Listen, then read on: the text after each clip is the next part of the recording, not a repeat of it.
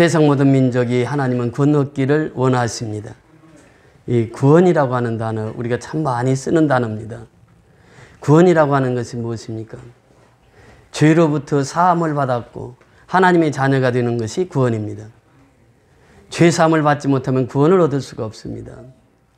죄 사함의 은혜가 구원이에요. 이렇게 구원받은 우리에게는 또 필요한 것이 있습니다. 그것이 무엇입니까? 그것이 은혜입니다. 그래서 우리는 항상 찬송을 부를 때 지금까지 지내온 것 주의 크신 은혜라 이렇게 표현해요. 나 같은 죄인 살리신 주 은혜 놀라와 그래요. 구원이라고 하는 것은 생명과 직결되어 있습니다. 구원을 받지 못하면 살아있으나 죽은 자예요. 구원받으면 살아있는 자가 살아있는 자가 되는 것이 구원입니다. 그러니까 구원을 받지 못하면 그 살아있으나 죽은 자로 마지막 심판날에 죽음의 세계로 가는 것입니다. 그러나 구원받은 자는 살아있어서 살아있는 자가 되는 것이에요. 예수의 생명이 들어가서. 구원받은 사람은 하나님의 은혜로 삽니다. 항상 하나님의 은혜를 받지 않고는 살아갈 수 없는 것이 인생이에요. 하나님의 은혜가 무엇입니까? 이 꽃이 지금 한 달 가까이 계속 아름답게 피고 있습니다. 우리 난도 이렇게 아름답게 피고 있어요. 지금 흙이 있기 때문에 이 꽃이 핍니다. 흙은 하나님이 주신 것이에요. 꽃을 피우게 하시는 분도 하나님이십니다. 이 그냥 피는 것이 아니에요. 물을 줘야 됩니다. 물 주는 이는 우리가 하는 것이죠. 그런 궁극적으로 꽃을 피게 하고 열매를 맺게 하시는 분은 하나님이십니다. 자라게 하시는 분은 하나님이요. 아볼로는 물을 주었고 바울은 심었다 할지라도 그것을 자라게 하시는 이는 누구라고요? 하나님이시란 말이죠. 그러니까 그 하나님의 은혜 없이는 식물도 살아갈 수가 없어요. 동물도 살아갈 수가 없습니다. 인간도 살아갈 수가 없어요. 전적인 하나님의 은혜입니다. 그러니까 지금까지 지내온 것 주의 크신 은혜라 나 같은 죄인 살리신 주 은혜 놀라워. 지금까지 살아온 것 주의 은혜고 나 같은 죄인 살리신 것이 주님의 은혜라. 그래서 이제 구원받은 사람들은 항상 은혜로 살아갑니다.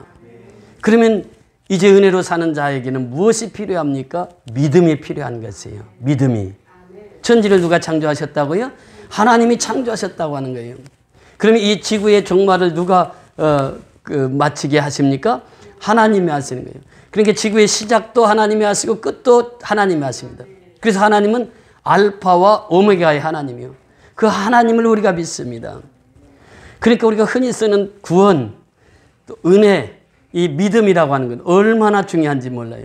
이 믿음이라고 하는 것은 피스티스라고 하는 말로서 믿는다라고 했을 때 충성하다, 헌신하다 이 뜻이 들어가 있습니다. 그 믿음은 충성이에요. 믿음은 헌신입니다.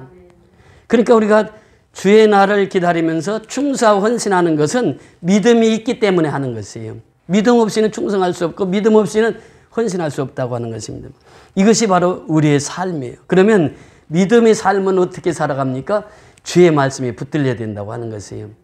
주의 말씀에 붙들리면 겁없는 인생을 살아갑니다. 두려움 없이 살아가요. 담대하게 살아갑니다. 지난주의 말씀이 그래요. 지금 바울이 아단에서 혼자 설교를 하면서 얼마나 외로웠습니까? 고린도로 왔어요. 고린도로 오니까 고린도에서 아굴라와 프리스길라를 만나게 됩니다. 동역자를 만나게 된 거죠. 힘을 얻게 됩니다. 그리고 또 이 디모데와 실라를 또 만나게 됩니다. 힘을 얻었어요. 그러니까 바울이 말씀에 사로잡힌 거예요. 두려움이 사라집니다. 염려가 사라집니다. 그러면서 밤에 또 환상 중에 하나님께서 보여주신 것이 있어요. 하나님이 나타나셔서 두려워하는 바울, 약한 바울, 내가 두려워하여 심히 떨었더라고 하는 고린도전서 2장 3절의 말씀처럼 그 연약했던 바울을 하나님께서 말씀하시는 거예요. 너는 이제 환상 속에서 나타나셔서 하시는 말씀이 두려워하지 말라는 거예요. 두려워하지 말라. 왜? 하나님의 일은 너 혼자 하는 것이 아니다라는 것이에요. 우리가 이제 하나님의 일을 하면서 느끼는 것이 무엇입니까? 바울은 지금 2차 선교 여행 이제 마지막을 이제 장식하게 되는데 이제 다음 주면 이제 마지막입니다. 마지막까지 가는 곳마다 누구를 예비해 두셨습니까? 믿는 사람들을 예비해 두신 거예요. 동역자들을 예비해 두신 거예요. 그러니까 바울이 혼자 선교한 게 아니에요. 혼자 했더라면 1차, 2차, 3차 로마 전도 여행 할 수가 없습니다. 그때마다 돕는 자들을 다 사람들을 붙여주시는 거예요. 누가? 하나님이. 그래서 이 선교는요, 하나님이 사람 붙여주지 않으면 할 수가 없다고 하는 것이에요. 복음은 사람 붙여주지 않으면 할 수가 없어요. 근데 하나님이 그때마다 필요한 사람을 붙여줘요. 우리가 지금 미얀마 선교를 하면서도 그걸 매번 느끼잖아요. 그 하나님이 사람들을 붙여주시는 거예요. 그래서 그 선교가 끝나면 열매를 또 맺게 하시는 거예요. 얼마나 감사한 일입니까? 오늘날도 역시 마찬가지예요. 하나님께서 바울이 가는 곳마다 사람을 붙여주는 거예요. 그러면서 약할 때마다 하나님께서 말씀으로 사로잡혀서 그 말씀을 증거하게 하시고 또 그 연약할 때는 환상을 통해서 말씀하신 거예요. 두려워하지 말라. 두려워하지 말라. 그러면서 또 말씀하십니다. 침묵하지 말고 말하라 그래요. 침묵하지 말고. 내 속에 있는 예수. 그것을 침묵하지 말고 말하라. 이 무슨 말입니까? 선포하라는 것이에요. 복음을 선포하라는 것이에요. 그러니까 바울은 일생 동안 침묵하지 않고 복음을 선포할 수 있었던 것은 성령께서 그때마다 지시하시는 거예요. 말씀을 주시는 거예요. 환상을 통해서 말씀을 하시는 거예요. 두려워하지 말라. 침묵하지 말고 말하라. 그러면서 하시는 말씀이 무엇입니까? 10절에 내려가서 보니까 내가 너와 함께 있음에 그래요. 오늘날도 역시 마찬가지입니다. 누가 두려움이 없는 인생을 살아갑니까? 하나님이 나와 함께 하심을 믿는 사람입니다. 그 사람이 어떤 사람이요? 임마누엘 신앙을 가진 사람이에요. 신앙에서 최고봉이 뭐라고 그랬죠? 임마누엘입니다. 임마누엘. 하나님이 나와 함께 계시다는 거예요. 하나님이 함께 계시는데 두려움이 사라지는 거죠. 하나님이 함께 계시면 염려도 사라지는 거죠. 하나님이 함께 하시면 내 모든 일이 말씀에 사로잡혀서 살아가는 것이죠. 그래서 말씀에 사로잡힌 자는 오늘 말씀처럼 하나님이 함께 하신다는 거예요. 그러니까 바울이 그 두려워했던 바울이 약했던 바울이 또 강하게 설 수 있었던 것은 바로 하나님이 함께 하셨다고 하는 것을 믿었기 때문에 그렇습니다. 오늘날도 역시 마찬가지입니다. 예수님은 뭐라고 말씀하십니까? 내가 세상 끝날까지 너희와 항상 함께 있으리라 말씀하세요. 이것이 주님의 지상의 대명령이거든요. 그래서 우리가 힘들고 어려울 때마다 힘들고 어려우면 신앙에 탈선을 하지 않습니다. 왜 그러냐면 힘들고 어려우면 뭐예요? 하나님 앞에 기도합니다. 하나님 앞에 엎드립니다. 여러분 지난주에 금요일 날 제가 말씀을 인도하면서 그 말씀 드렸습니다. 무릎 꿇어라. 하나님이 일하신다. 무릎 꿇으면 하나님이 일하세요. 힘들고 어려우면 무릎을 꿇습니다. 우리가. 잘 나갈 때가 문제예요. 잘 나가면 내가 잘해서 한 것처럼 이렇게 느껴지거든. 하나님은 힘들고 어려운 사람들은 그냥 그들은 기도하지 말라고 해도 기도하게 돼 있고 무릎 꿇지 말라고 해도 무릎 꿇어요. 그러니까 하나님 일하시는 거예요. 바울이 그렇게 큰 사도였지만 복음을 전하고 교회를 많이 세웠지만 바울 자신을 볼 때는 너무나도 힘들고 어려울 때가 많았다는 것이죠. 그때마다 하나님이 도우셨다고 하는 것이에요. 그래서 우리가 무릎 꿇으면 하나님이 일하십니다. 무릎을 꿇지 않으면 내가 일을 하게 되는 것이에요. 하나님이 일을 하게 되면요. 막다른 골목에 가도 두려워하지 않습니다. 바울이 지금 그런 상황이에요. 그러면서 더 나가서 뭐라고 말씀하십니까? 이 성중에는 내 백성이 많음이라 그래요. 바울이 보기에는 전도가 전혀 안 될 것 같아. 고린도 도시가 어떤 도시였다고요? 상업의 도시요. 부자들이 많았어요. 또 음란의 도시요. 바울의 눈으로 보기에는 도무지 이게 전도가 될 것 같지 않아.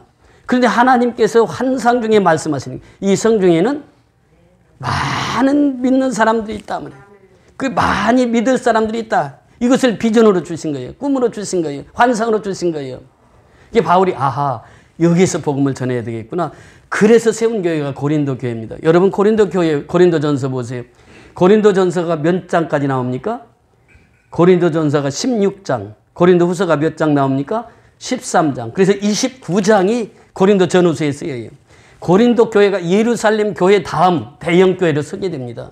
지금 바울이 이렇게 어렵고 힘든 상황에서 복음을 전거해서 대형 교회를 세우게 되는 거예요. 지금 우리가 미얀마 양곤 선교 교회를 볼 때마다 처음에는 어땠습니까? 처음에는 어린애들만 좀 몇 있었어요. 근데 계속해서 우리가 22차까지 선교를 하다 보니까 양곤 선교연합교 지금 예배당이 꽉 차서 예배를 드리는 거예요. 그래서 양곤 선교연합교 우리 지교회 중에서는 가장 든든한 교회를 세워져 나가고 있는 것이죠. 그 양곤 지역이 어떻습니까? 그 양곤 선교연합교가 세워진 지역. 알코올 중독자, 마약 중독자, 인신매매자, 15세 이상은 다 전과자 이런 지역인데 눈으로 보기에는 복음이 전파되지 않을 것 같은데 그 교회가 세워지니까 어떻게 됩니까? 거기에 제일 많은 성도들이 있게 되더란 말이죠. 지금 고린도 교회도 역시 마찬가지입니다. 바울이 보기에는, 육신적으로 보기에는 전혀 복음이 전파되지 않을 것 같은 상황이었는데 복음을 전하다 보니까 많은 사람들이 왔어요. 그래서 이 고린도 교회를 세우게 됩니다. 여기에 보면은, 오늘 본문에 보면 갈리오가 아가에 총독되었을 때라고 하는 말씀이 나옵니다. 이 갈리오라고 하는 사람이 누구냐? 이 갈리오라고 하는 인물은요, 세네카와 형제인데, 세네카는 어떤 사람이었느냐? 여러분이 초대 교회를 공부하다 보면은 네로 황제라고 하는 말을 많이 들어봤을 거예요.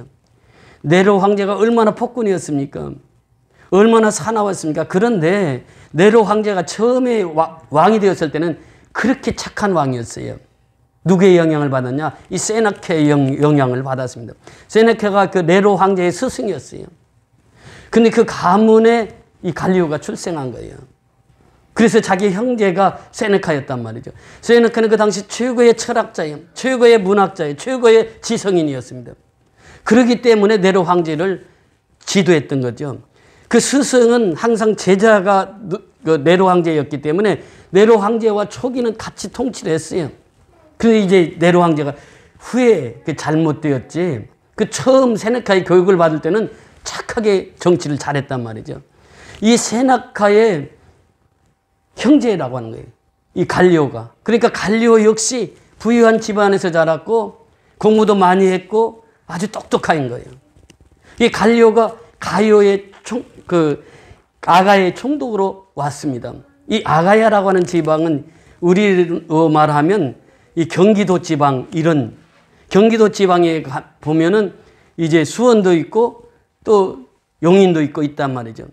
그러니까 이 아가야 지방 안에 아테네가 있어요. 아덴. 우리가 공부하는 아덴이 있고 고린도가. 그러니까 아덴, 고린도가 있는 그 주란 말이에요. 아가야 주. 그러니까 고린도를 통치하고 있는 그 왕으로 총독으로 오신 분이 누구냐? 갈리오라고 하는 분입니다. 이 갈리오가 와서 이제 처음 부임해서 왔어요. 유대인들은 압니다. 왕이 바뀔 때, 대통령이 바뀔 때 이때는 잘 모르거든. 이제 대통령을 처음에 해보니까 잘 모른단 말이에요. 그러니까 총독이 왔을 때에 유대인들이 일제히 일어났다 그래요. 다 같이 한번 읽어보십니다. 12절 다 같이 읽습니다. 시작. 갈리오가 아가야 총독되었을 때 유대인이 일제히 일어나 바울을 대적하고 법정으로 데리고 가서 그래요. 자, 이 앞에는 어떻습니까? 많은 사람들이 회당장이 세례를 받고, 그리고 고린도 사람들이 많이 세례를 받았어요. 은혜가 풍성했습니다. 그런데 또 오늘 보면요, 갈리오가 아가에 총독되었을 때 유대인들이 일제히 일어났다 그래요. 유대인들이 일제히 일어났어요. 유대인들은 경험이 있어요. 예수를 십자가에 못 박을 때 그 총독이 누구였습니까? 우리가 사도신경 때마다 고백하는 게 있죠. 빌라도 총독이요. 빌라도 총독은 어땠어요? 예수를 신문했습니다. 신문했는데 예수에서 죄를 찾았습니까? 못 찾았습니까? 못 찾았어요. 근데 왜 예수를 사형언도를 내립니까? 누가 무서워서? 유대인들이 무서워서 그랬어요. 유대인들이 힘이 막강했단 말이에요. 그 당시에. 그러니까 유대인들 눈에 들라고 예수가 죄가 없음에도 불구하고 십자가형을 내렸단 말이지. 그러니까 유대인들이 그걸 알았어요. 그런 경험이 있어요. 그런 체험이 있어요. 그러니까 아가야가 지금 새로 부임했단 말이지. 그러니까 유대인들이 일제히 일어나가지고 바울을 고발하는 거예요. 지금 저놈 죽여야 된다고. 저놈 죽여야 된다고. 그러면서 일제히 유대인들이 일어난 거예요. 근데 아가야는 보통 사람이 아니었습니다. 그냥 호락호락 넘어가는 사람이 아니었어요. 보세요. 대적하여 법정으로 데리고 가서 13절 보면 시작. 말하되 이 사람이 율법을 어기면서 하나님을 경외하라고 사람들을 권한다. 얼마나 죄목이 이게 참 우습습니까? 그렇잖아요. 죄목이에요. 이게 죄목. 죄목을 뭐라고 그랬어요? 이 사람이 율법을 어기면서 하나님을 경외하라고 한다고. 그 권면한다고. 이것이 죄목이에요. 지금 죄목. 그러면서 이 사람 죽여버리라는 거예요. 그러니까 이 아가야 총독이 다 들어보니까 이게 아니라는 거지요. 지금 이 갈리오 총독은 그만큼 그 유대 사회, 로마 사회에서 큰 위치에 있었고 영향력이 있던 사람이거든요. 그러면서 유대인들이 그렇게 말하니까 이제 14절에 보면 어떤 현상이 나타납니까? 시작. 바울이 입을 열고자 할 때에 갈리오가 유대인들에게 이르되 너희 유대인들아 만일 이것이 무슨 부정한 일이나 불량한 행동이 있었으면 내가 너희 말을 들어주는 것이 옳거니와 만일 문제가 언어와 명칭과 너희 법에 관한 것이면 너희가 스스로 처리하라. 나는 이러한 일에 재판장 되기를 원하지 아니하노라 하고. 자 보세요. 바울이 입을 열라고 해요. 왜 열라고 했습니까? 거기 복음을 전하려고. 바울은요 누구 앞에 두려워하지 않았어요. 총독 앞에서 아그리파 왕 앞에서도 담대하게 복음을 전하잖아요. 그러니까 지금 이 갈리오 총독 앞에서도 복음을 전하려고 입만 열어주면 복음을 전하는 거예요. 그 바울이 입을 열어서 복음을 전하려고 하니까 뭐라고 말씀하십니까? 바울이 입을 열고자 할 때에 갈리오가 누구의 갈리오가? 총독이 직접 나섭니다. 나서면서 뭐라고 말씀하십니까? 유대인들에게 이르되 너희 유대인들아 만일 이것이 무슨 부정한 일이나 불량한 행동이 있었으면 내가 너희 말을 들어주는 것이 옳거니와 만일 문제가 언어, 명칭과 명칭, 너희 법에 관한 것이면 너희가 스스로 처리하라. 하나님에 관한 건, 또 그리스도가 메시아다, 그리스도가 예수다, 이런 명칭에 관한 것, 그리고 너희 법에 관한 것이면, 유대인의 법에 관한 것이면 너희 스스로가 처리하라 그래요. 얼마나 명쾌한 재판입니까? 나는 너희들하고 상관할 거 없어. 나는 아가의 총독으로 왔지 종교 재판장으로 온 게 아니야. 지금 쉽게 말하면 그 말이거든요. 그러면서 명쾌하게 그 재판을 처리해 나갑니다. 그러면서 나는 이러한 일에 재판장 되기를 원하지 아니하노라 하고 16절 다 같이 읽습니다. 시작. 그들을 법정에서 쫓아내니 17절 모든 사람이 회당장 소스테네를 잡아 법정 앞에서 때리되 갈리오가 이 일을 상관하지 아니하니라. 유대인들을 어떻게 했어요? 법정에서 다 쫓아내버렸습니다. 지금 갈리오라는 사람은요 아주 담대해요. 그러니까 유대인들이 이게 틀린 일이 있으면 그들을 막 법정에서 다 쫓아내버렸어요. 법정으로 다 유대인들이 몰려왔잖아요. 다 쫓아내버려요. 쫓아내니까 유대인들이 화가 났겠어요? 안 났겠어요? 얼마나 화가 났겠어요? 그래서 가다 보니까 회당장 소스테네가 있어요. 이 소스테네가 바울을 설교하게 회당장에서 허락을 했었거든. 그러니까 소스테네를 그냥 법정에 나가자마자 때려버리는 거예요. 폭행을 한 거예요. 그러니까 갈리오가 어떻게 했다고요? 그 일에 상관하지 아니했다. 여기 보세요. 우리가 이제 은혜가 있는 곳에 누구의 역사도 있다고요? 사단의 역사가 반드시 있습니다. 복음을 전할 때마다 사단의 역사가 반드시 있어요. 우리가 선교할 때마다 사단의 역사가 나타나잖아요. 그런데 중요한 것은 무엇입니까? 그럼에도 불구하고 바울이 담대하게 복음을 전개했던 것은 첫째는 말씀에 붙들렸다는 것이에요. 그 환상을 통해서 하나님이 말씀하시는 거예요. 그때마다 두려워하지 말라 바울아. 두려워하지 말라. 너는 참고 말하지 말고 담대하게 말하라. 그러면서 내가 너와 함께 하겠다. 이 성중에는 많은 사람이 있다. 바울에게 직접 하나님 성령께서 말씀하시는 거예요. 그러니까 바울이 말씀에 사로잡히니까 죽음을 두려워하지 않습니다. 오늘날도 역시 마찬가지요. 은혜 받은 사람은 어떤 사람입니까? 구원의 진리를 깨달은 사람이요. 내가 거듭난 것을 확인하고 내가 거듭남으로 살아가는 그 사람들은요. 담대합니다. 누구를 만나도 두려워하지 않아요. 담대하니 그 인생을 살아가요. 그러면서 이 복음을 전파합니다. 생명이 닿도록 복음을 전파해요. 이 바울의 생애였거든요. 그러니까 이 소스테네가 후에 어떻게 됐느냐. 바울의 신앙을 본받은 거예요. 그래서 이 고린도 교회의 4대 감독이 됩니다. 소스테네가. 회당장이었어요. 저기 먼저도 그리스도도 회당장인데 예수를 믿었잖아요. 그리고 고린도 교인들이 많이 세례를 받고 하나님 앞으로 돌아왔잖아요. 지금 소스테네도 이렇게 얻어맞았어요. 유대인들에게. 법정 앞에서 얻어맞았는데 이 사람이 어떻게 되느냐. 바울의 신앙을 뒤따른 거예요. 말씀이 사로잡힌 거예요. 그러다 보니까 고린도 교회 제4대 감독이 됩니다. 여러분 그렇습니다. 우리가 양곤교회에서 어떤 인물이 키워지고 있는지 우리는 알 수 없어요. 우리가 계속 선교하면서 그들을 섬길 때에 그곳에서 그 어려운 환경 속에서 자라는 그들이 복음을 받고 바뀌어지는 거예요. 구원은 생명과 직결된다고 하는 거예요. 구원받은 사람은 반드시 구원받을 자를 향해서 복음을 전해야 됩니다. 그래서 바울은 그렇게 복음을 전하면서 얘기한 거예요. 에베소서 마지막 장에 보면 에베소서 6장 10절 이하에 보면 너희는 하나님의 전신갑주를 입으라 그래요. 이 마지막 때는 우리가 하나님의 전신갑주를 입어야 돼요. 그래서 머리에는 구원의 투구를 쓰고 그래요. 그래서 우리 머리에는 항상 구원의 투구를 써야 돼요. 날 구원해 주신 주 예수, 그 예수를 항상 잊어서는 안 된다는 거예요. 그 머릿속에는 예수가 가득 차 있어야 된다는 거예요. 이 구원의 투구예요. 가슴은 의의 흥배를 붙이고 이렇게 표현합니다. 의의 흥배라고 하는 것이 무엇입니까? 갑옷 위에 갑옷을 입는데 그것은 의로 갑옷을 입는 거예요. 그래서 의의 흥배를 붙이고 진리로 허리띠를 떼고 그래요. 진리로. 진리가 무엇입니까? 하나님의 말씀이에요. 그러니까 말씀이 붙들려야 된다는 거예요. 내 중심에는 항상 하나님의 말씀이 있어야 된다는 거예요. 말씀을 떠나면은 힘이 없습니다. 말씀을 떠나면 하나님 역사를 하지 않아요. 말씀을 떠나면 하나님의 기적이 나타나지 않아요. 말씀에 붙들려 있을 때, 모세가 말씀에 붙들려 있을 때 명령한 거예요. 그러면서 모세는 산 꼭대기로 올라갑니다. 산 꼭대기는 무엇을 표현합니까? 산 정상에는 더 올라갈 곳이 있어요, 없어요? 없습니다. 이제 산 꼭대기는 정상은 이제 더 이상 갈 곳이 없는 곳이에요. 그때 하나님 앞에 무릎을 꿇습니다. 우리 인생도 역시 마찬가지예요. 우리 병마로 인해서, 우리 가정의 문제로 인해서 어려움을 겪고 있는 사람들이 있어요. 그 사람들이 어떻게 해야 되느냐? 모세처럼 갈 곳이 없어요. 아무 데도. 그러면 하나님 앞에 무릎을 꿇으라고 하는 것이에요. 이제는 내가 할 것이 아무것도 없다는 거예요. 무릎을 꿇습니다. 무릎을 꿇으면 누가 일한다고요? 하나님이 일하시는 거예요. 아멜렉을 대적하는 분은 누구입니까? 하나님이 대적하셨어요. 여호와 니시, 그 모세가 손을 들며 이기고 손이 내려오면 졌을 때에 아론과 홀이 모세의 손을 잡고 기도했을 때에 여호수아가 가서 다 대적들을 다 물리칩니다. 아멜렉 족속을 다 진멸해요.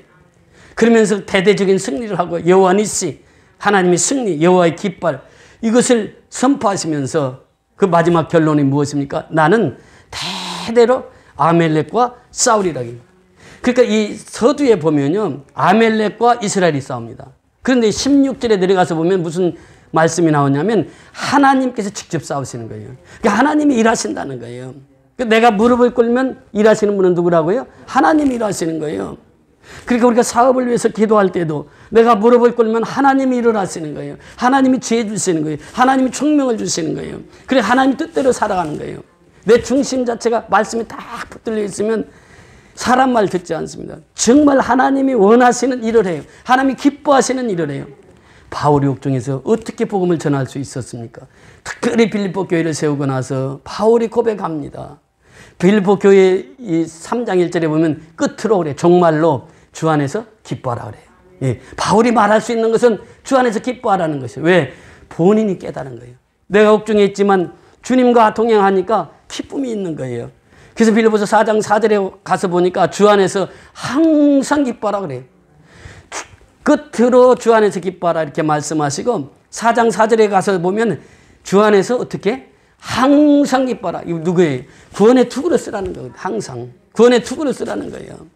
그러면서 바울이 고백하는 거예요. 구원의 투구를 쓰고 의의 흉배를 붙이고 진리로 허리띠를 떼고 평화의 신발을 신고 나서 바울은 기도 부탁을 합니다. 나를 위해서 기도하시오. 내 입을 벌려서 담대히 복음의 비밀을 말하게 하소서 그래요. 복음의 비밀. 복음의 비밀이 무엇입니까? 예수가 처녀 몸에서 태어났다는 것이요. 이것이 복음입니다. 이것이 비밀이에요. 생각해 보세요. 지금도 처녀가 아기를 낳을 수 있습니까? 없습니까? 없어요. 그런데 우리는 그 사실을 믿고 있어요, 지금. 예수가 동정녀 마리아에게서 탄생하셨다는 거예요.